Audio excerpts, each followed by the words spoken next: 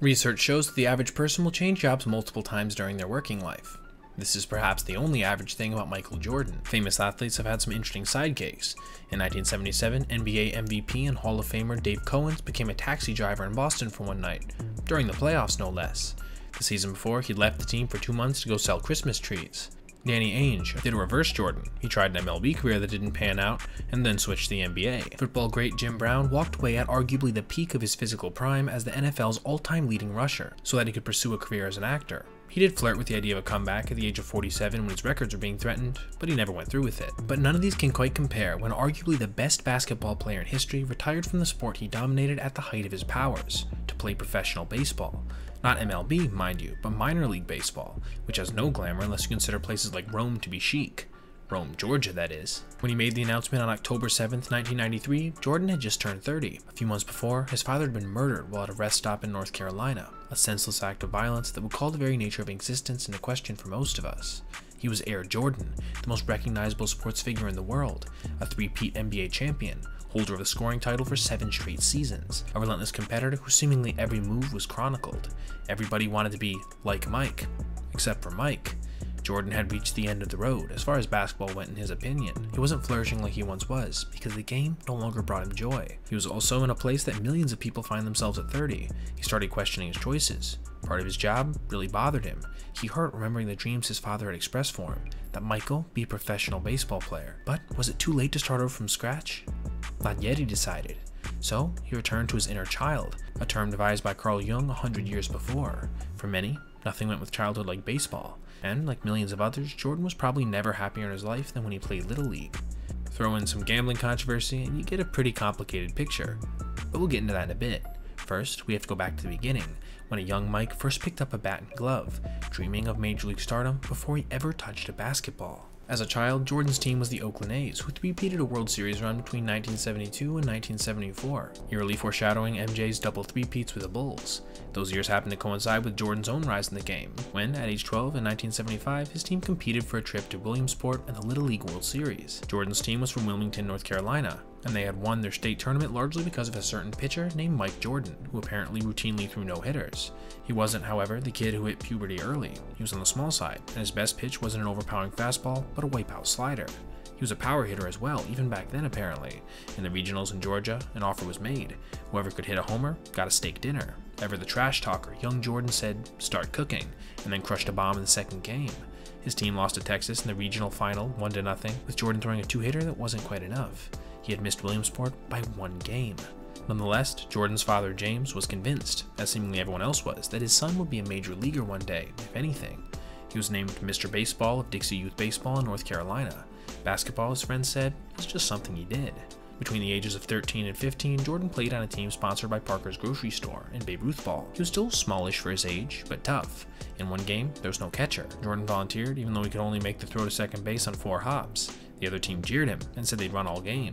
The response was classic Jordan. You run, and I'll gun. He threw out the first 2 who tried to steal on him, and that was that. Jordan went to Laney High School beginning in 10th grade, and he didn't make varsity in basketball, which is an epic story known the world over. But neither did he make varsity in baseball. He played JV and batted 3rd in the order, while pitching, hitting .433 with no homers while going 5-2 with an ERA of 1.60, with just 29 Ks in 35 innings. In the field, apparently, he committed no errors. He made varsity as a junior, pitching and playing center. He'd grown to 6'4" by then, and this additional boost and corresponding velo helped him put up a scoreless streak of 45 innings on the mound. He'd also become one of the nation's most coveted basketball recruits by this point. That fact alone would keep him off the diamond for his senior year at Laney. Later, Jordan would claim he'd gotten offers to play college baseball, but no coaches confirmed this assertion. He never played at UNC, but he did room with Walt Weiss, a future MLB shortstop. My father always thought I'd play professional baseball, Jordan said. My dream was to play professional baseball. Something got in the way. It's called professional basketball. Prior to Jordan's announcement in October 1993, his best-known baseball exploit was winning the Celebrity Home Run Derby at the All-Star Game in Baltimore, though actor Tom Selleck hit the only official homer, a 318-foot shot over the right field fence. But it was Jordan who smacked a long drive to center that didn't quite go out, but traveled farther overall, and thus, he was declared the winner. That was on July 13th. What Jordan couldn't know was that just 10 days later, his father James would be murdered in Lumberton, North Carolina. It was a senseless, horrific killing that shook Jordan to his core, as such tragedy would impact anyone. This was the father who loved baseball and who thought Michael would make it to the bigs in the major leagues. and that seemingly had a pretty huge effect on him. When Michael retired from hoops in October, he was probably already taking BPs several times per week at the cages at Kaminsky Park. Rumors began swirling that winter, so many that his agent putting out a statement saying that indeed Michael was hitting a lot. But would he actually try to play for the White Sox, whose owner, Jerry Reinsdorf, also owned the Bulls? And if he tried, could he make it? Initial odds were many millions to one. Defensively, no one doubted that he could probably play at an elite level at some point, but he hadn't hit against competitive pitching since his junior year of high school, and he was more known as a pitcher back then. I also don't want to ignore the elephant in the room, which was the fact that around this time, Jordan had gotten into some hot water with the NBA as a league, due to his gambling addiction. To quote an article from Sporting News' Joe Rivera, the conspiracy theory dictates that NBA Commissioner David Stern actually had a clandestine agreement with Jordan to get his gambling habit under control before incurring any damage to the league or to Jordan himself. So Stern suspended Jordan for a year while he got his personal life together, these theories contend. What had prompted such stern action by the league?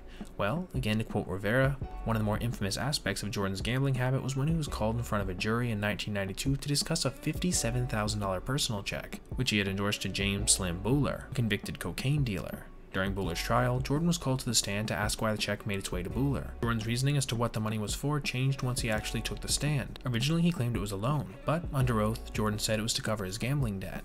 So, was he trying to escape the pain of losing his father, or was he simply serving a private sentence for his illicit activities? Was it some combination of both?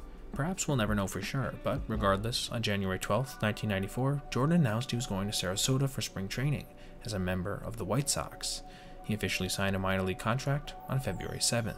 Here's the catch. The White Sox were one of the best teams in the league at that point, so it was certainly no given Mike would glide onto the squad, even for a few games in September.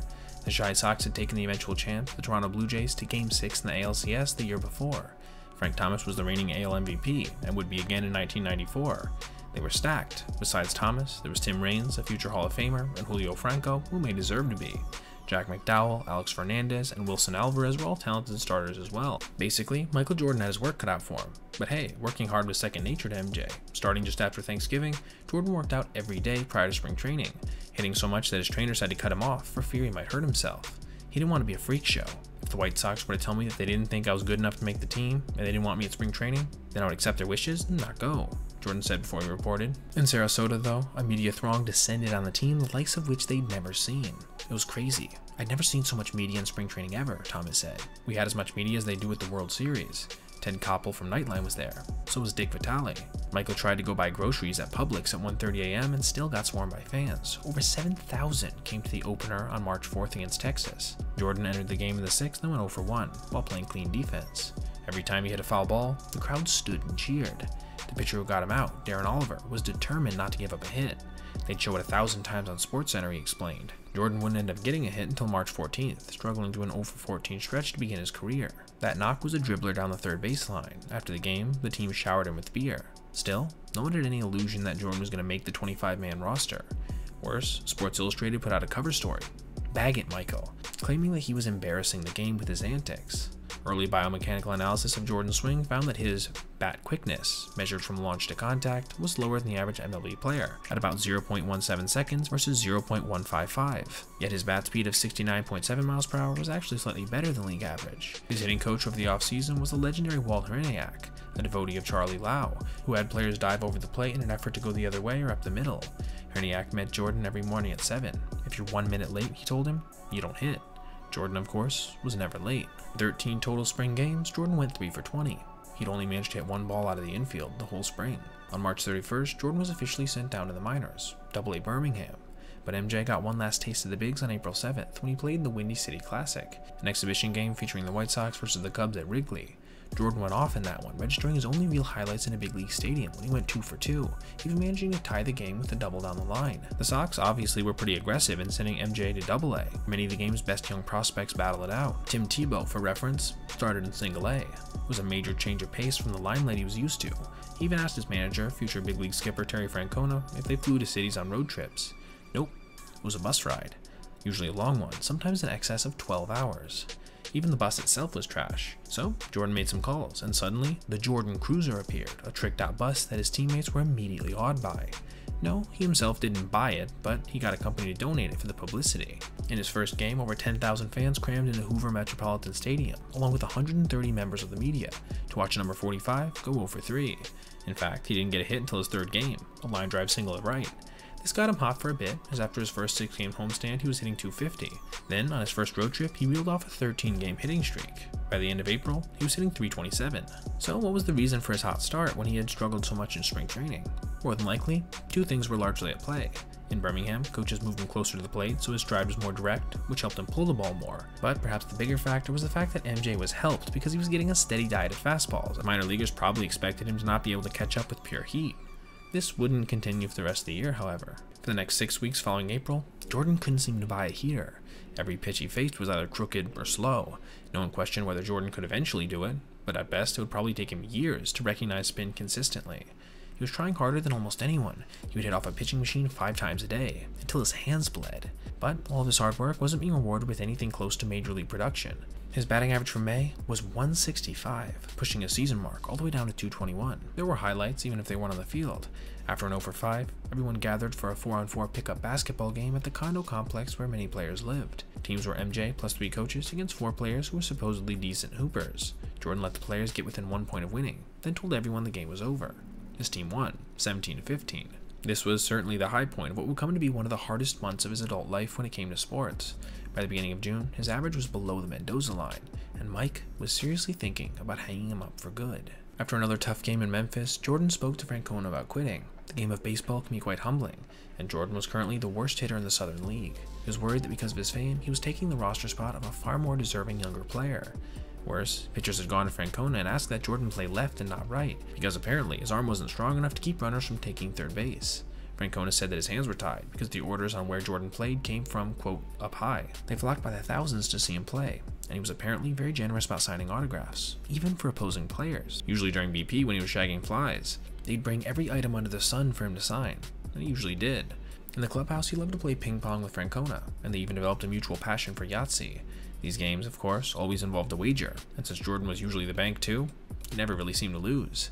He'd take teammates on incredible golf outings at some of the most exclusive courses in the country, like TPC Sawgrass in Jacksonville. None of this could help the fact that he simply was still not producing at the plate. By June 12th, his average was just .205, and he was striking out in 27.5% of his ABs, with basically no power as well. He'd committed 6 errors in the field, but coaches saw improvement with his arm, despite what the pitchers thought. He had stolen some bases, but had gotten caught a number of times in the process. It was a slow slog, but not one without marginal improvement along the way. Jordan's struggles at this point seemed to have 2 primary sources. 1, pitch recognition, or the ability to pick up the spin of the ball and pinpoint its predicted location, which takes years of repetition to hone for anyone. 2, he didn't seem to have the mechanical capacity to really capitalize when he got a hanger or badly located fastball. He couldn't seem to hit these mistakes hard. It's said that in the MLB, you usually get at least 1 pitch to hit every at-bat. If you're missing that pitch consistently, you won't be able to hang. Plain and simple. Jordan had been discouraged much of July, as by the 26th of the month, his average had fallen as low as 196. However, it was on July 30th that he registered his most poignant moment on a baseball field, when he clubbed his first career home run the day before his late father's birthday. On the hill was Kevin Reichel of the Carolina Mudcats, a 22-year-old righty who stood 5'9" and weighed 176 pounds. He was a 6th-round draft pick of the Pirates back in 1989 and had been playing pro ball ever since he was 17, and he'd never end up advancing beyond AAA. Plus, apparently, he was pitching with a torn labrum. Jordan took full advantage, first sending a double to the wall, then another fly ball to the warning track, before, in his 4th AB, taking a 1-1 fastball over the fence in left center. When he crossed home plate, he pointed skyward as he was mobbed by teammates. It still makes me emotional because I wish he was here to see it, Jordan told reporters afterwards, referring to his father, but I know that he saw it. An MLB player strike loomed that would have a tremendous impact on MJ's future. In the long run, it probably contributed heavily to his return to the NBA. When players walked out on August 12th to fight against a salary cap, the only pro games being played were in the minors, and the only team in the minors getting international media attention was the Birmingham Barons. ESPN broadcast several games, including one in Memphis for Sunday Night Baseball, that apparently Jordan didn't even play in because he'd hurt his shoulder diving for a ball in the outfield. By August 14th, he'd hit his 2nd homer.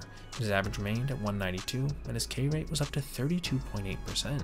On August 20th, he hit his 3rd homer in a 12-4 blowout win, but he remained below the Mendoza line. He would rebound somewhat to finish his season in the Southern League with a flourish. A 3-hit game paired with multiple 2-hit games, ending his season with an average of 202. For the month, he'd managed to hit 260. He'd also stolen 30 bases and drove in 51 runs, 3rd best on the team. All of this, however, was only marginally impressive when contrasted with the fact that he was the only Baron regular to have an OPS below 600 at 556. This did little to dissuade Tito's confidence in it. Francona was convinced that if Jordan could get 1,000 more ABs, he'd be a regular for the Sox. He was too fast and too powerful and too determined not to make it apparently, but he would end up getting 1,000 more ABs. Not even close in fact. The White Sox thought enough of him to send him to the Arizona Fall League, which serves as kind of an elite prospect proving ground. About 1 in 3 players there go on to make an MLB roster at some point. Jordan played for Francona again on the Scottsdale Scorpions. Also playing in Arizona, Derek Jeter, Nomar Garciaparra, Jason Giambi, and Phil Nevin, among other future MLBers. Very quickly, the Scorpions sold 2,200 season tickets, whereas games usually attracted a few hundred at a time. On October 6th, a year after retiring from the NBA to do, quote, other things, Michael debuted and went 4 for 5 with 2 RBIs. However, he also made 2 costly errors and left, and was picked off on the bases. It was clear he was still unpolished, but overall, he improved his numbers drastically, hitting .252 against some of the best minor league talent in the game. But what seemingly everyone who played with him remembers about the AFL and Jordan were the Sunday pickup basketball games at an indoor facility, where members of any team could come and try their best against his airness. Some had played college basketball. Some, like Michael Tucker and Doug Glanville, were extremely fast and athletic. The games were intense. Jordan's team didn't always win, and when they lost, he'd apparently kick the ball to the rafters. But only rarely did he really go all out, leaving his fellow professional athletes speechless in the process. He had plans to work hard in the offseason and report to AAA Nashville. Apparently, he had no plans to return to the NBA. He was committed 100% to being a baseball player. Francona thought that he understood why, because during those long bus rides, no one could get at him. He could be himself. He could play cards, joke around, and just generally be a normal person. Sure, he had a few close relationships with other Bulls players, but he treated his baseball teammates like legit pals. He spent hours and hours with them, and seemingly relished being treated like just another scrub trying to make it to the bigs. He reported to spring training in 1995, but he didn't want to cross the picket line, so he went home. A few weeks later, he was back with the Bulls, and out of the Durham variety. Soon, he was ripping off another three-peat. His reason for this hasn't been well explored. Maybe he was bored, maybe his gambling suspension had ended, maybe he just thought that his baseball career had run its course. But regardless, apparently, Coach Phil Jackson saw a different Michael returning. He was more patient with his teammates now, more giving of himself. Francona speculated that Jordan rediscovered a love for competition in the minors that fueled his return to basketball greatness. Some have likened it to a spiritual journey. It's easy to compare what Jordan did to what Tim Tebow tried to do, which we've already made a video on, make it in pro baseball after a decade of not playing. There certainly are parallels, but Tebow only went to baseball after the NFL had rejected him. The better comparison would be if Tom Brady had suddenly quit the Patriots in his prime to try to make it with the Red Sox. More than likely, Jordan didn't go to baseball because he had nowhere else to turn. He went to baseball for the same reason we all do, for a timeless peace of mind that connects us to the wonders of youth, when we didn't have a care in the world. Gambling conspiracy theories aside, this is something that everyone who loves our great sport can relate to. Now, thank you for watching. If you enjoyed this video, consider liking and subscribing and checking out the other videos we've made in this playlist. Have a great day, everyone.